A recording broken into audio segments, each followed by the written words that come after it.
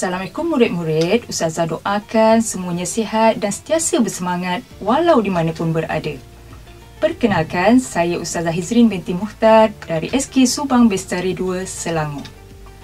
Baiklah, sebelum memulakan pembelajaran pada hari ini, diharap semua telah bersedia dengan buku catatan dan alat tulis untuk mencatat isi-isi penting yang Ustazah akan sampaikan dalam tajuk ini.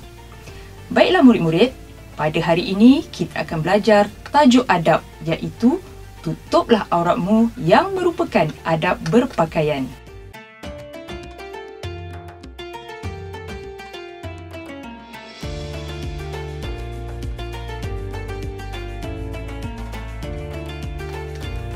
Dalam tajuk ini, Ustazah harap murid-murid dapat mencapai objektif pembelajaran yang berikut.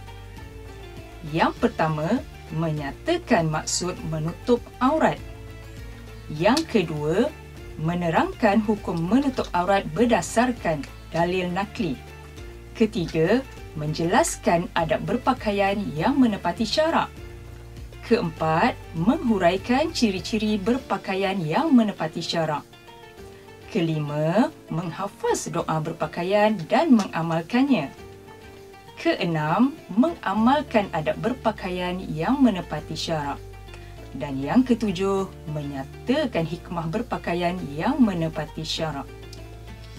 Baiklah murid-murid, Allah Subhanahu wa Ta'ala menciptakan manusia untuk kita mematuhi perintahnya. Salah satu daripada perintah Allah yang wajib kita patuhi ialah menutup aurat. Allah memerintahkan manusia untuk menutup aurat bagi lelaki dan perempuan.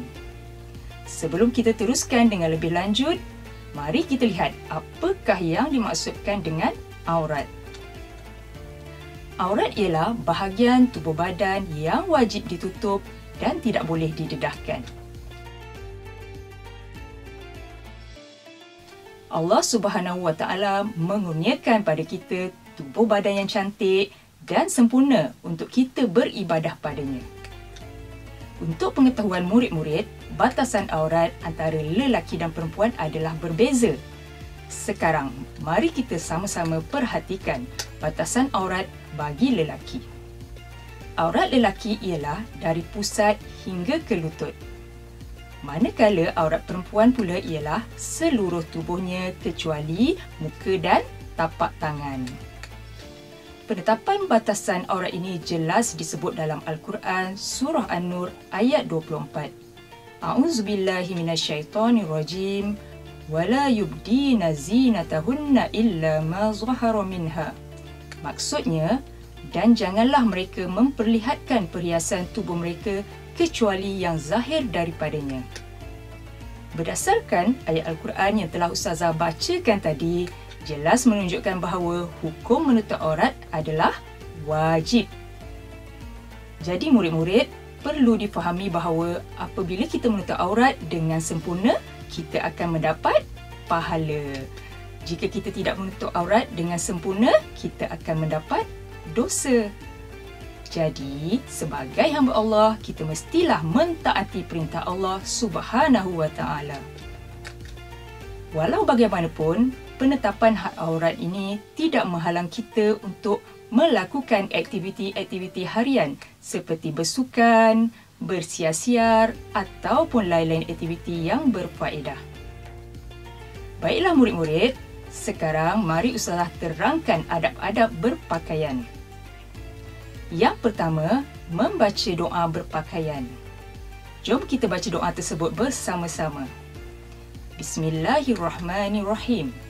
Bismillahi Allahumma inni as'aluka min khairihi wa khairi ma huwa lahu wa a'udzubika min syarrihi wa syarri ma huwa lahu. Maksudnya, dengan namamu ya Allah, aku minta kepadamu kebaikan pakaian ini dan kebaikan apa-apa yang ada padanya. Dan aku berlindung kepadamu daripada kejahatan pakaian ini dan kejahatan yang ada padanya. Baiklah murid-murid, setiap perbuatan yang kita lakukan mestilah dimulai dengan doa agar ianya diberkati. Oleh itu, marilah sama-sama kita melazimi bacaan doa berpakaian dalam kehidupan kita seharian. Adab yang kedua ialah memulakan anggota sebelah kanan ketika memakai pakaian. Contohnya, jika murid-murid hendak memakai baju, mulakan dengan menyarung tangan kanan terlebih dahulu. Baiklah, adab yang ketiga pula ialah memulakan anggota sebelah kiri ketika membuka pakaian. Sebentar tadi, Ustazah telah terangkan adab memakai pakaian dimulai dari sebelah kanan. Manakala untuk membuka pakaian pula adalah lebih baik dimulakan dari sebelah kiri. Seterusnya, adab yang keempat ialah memilih ciri-ciri pakaian yang menepati syarak. Murid-murid, ciri-ciri pakaian yang menepati syarak ialah pakaian yang menutup aurat dengan sempurna. Sekarang, Ustazah perincikan ciri-ciri berpakaian yang mengikut syarak bagi lelaki dan juga perempuan. Yang pertama, mestilah pakaian tersebut menutup aurat seperti mana yang telah Ustazah terangkan di awal sesi pembelajaran kita tadi. Yang kedua, pakaian yang kita pakai mestilah tidak ketat. Maksudnya murid-murid, pakaian yang kita pakai mestilah longgar dan tidak menampakkan bentuk tubuh badan kita. Yang ketiga pula, pakaian tersebut tidak jarang sehingga menampakkan warna kulit aurat yang ditutup. Jika pakaian tersebut jarang, murid-murid bolehlah memakai inner. Ciri-ciri pakaian menepati syarak yang keempat pula ialah pakaian yang tidak menonjol dan menarik perhatian. Baiklah murid-murid, sekarang Ustazah tunjukkan contoh-contoh pakaian yang menutup aurat bagi lelaki dan perempuan. Paparan pertama ini menunjukkan pakaian yang sesuai dipakai ketika bersukan. Mari kita lihat pakaian murid lelaki ini. Murid lelaki ini memakai t-shirt dan berseluar panjang. Murid-murid jangan lupa, tadi Ustazah dah terangkan had aurat bagi lelaki adalah antara pusat hingga ke lutut. Jadi, pakaian yang dipakai oleh murid lelaki ini adalah pakaian yang menutup aurat. Seterusnya, kita lihat pakaian murid perempuan pula. Murid ini mengenakan t-shirt berlengan panjang dan juga seluar panjang yang longgar, tudung yang labuh menutupi dada serta memakai sarung kaki. Jadi, pakaian ini sesuai dipakai dan mengikut syarak. Paparan yang seterusnya ini menunjukkan contoh pakaian yang boleh murid-murid pakai ketika hendak keluar bersiar-siar. Baiklah, sekarang Ustazah beri dua situasi untuk murid-murid fikirkan.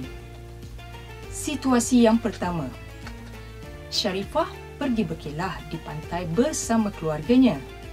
Dia memakai pakaian renang yang lengkap bertudung tetapi seluarnya ketat sehingga menampakkan bentuk tubuhnya. Adakah pakaian yang dipakai oleh Sharifah menepati syarak? Murid-murid ingat lagi tak ciri-ciri pakaian yang menepati syarak yang Ustazah sebutkan sebelum ini? Jadi, Ustazah yakin murid-murid tahu jawapannya. Pakaian yang dipakai oleh Sharifah tidak menepati syarak kerana seluar yang dipakai oleh Sharifah ketat sehingga menampakkan bentuk tubuhnya. Mari kita lihat situasi yang kedua. Azrul pergi ke kedai berdekatan rumahnya. Cuaca di luar rumah agak panas. Jadi, dia memilih untuk memakai t-shirt dan seluar pendek sahaja ketika keluar rumah. Cuba murid-murid fikirkan jawapan bagi situasi ini. Ingat lagi kan had aurat bagi lelaki yang telah Ustazah sebutkan sebelum ini. Jadi murid-murid, cuaca yang panas tidak boleh dijadikan alasan untuk kita membuka aurat. Oleh itu, memakai seluar pendek adalah berdosa kerana membuka aurat. Untuk objektif pembelajaran kita yang seterusnya, Ustazah harap murid-murid dapat memahami serta menghuraikan apakah hikmah Islam menetapkan seseorang Muslim itu perlu berpakaian menutup aurat. Yang pertama, sebagai membuktikan ketaatan terhadap perintah Allah Subhanahu wa Ta'ala. Dan yang kedua adalah bagi menjaga maruah dan kehormatan diri. Sebelum Ustazah akhiri pembelajaran kita pada hari ini, Ustazah nak beri satu tugasan pada murid-murid. Ustazah nak murid-murid hafaz doa berpakaian. Kemudian, pendengarkan doa tersebut pada ibu bapa serta amalkan doa tersebut dalam kehidupan seharian kerana ianya juga merupakan salah satu daripada sunnah Rasulullah sallallahu alaihi wasallam. Murid-murid, jangan lupa mengamalkan adab berpakaian yang menepati syarak dalam kehidupan seharian murid-murid kerana mengamalkan adab berpakaian bukan sahaja dapat memelihara kehormatan diri kita, bahkan menjadikan pemakainya berasa yakin dan orang di sekelilingnya berasa selesa. Semoga pembelajaran kita hari ini dapat memberi manfaat dalam kehidupan seharian murid-murid. Sehingga kita berjumpa lagi, sesungguhnya yang baik itu datang daripada Allah dan yang lemah itu dari diri Ustazah sendiri. Wabillahi taufiq wal hidayah. Wassalamualaikum warahmatullahi wabarakatuh.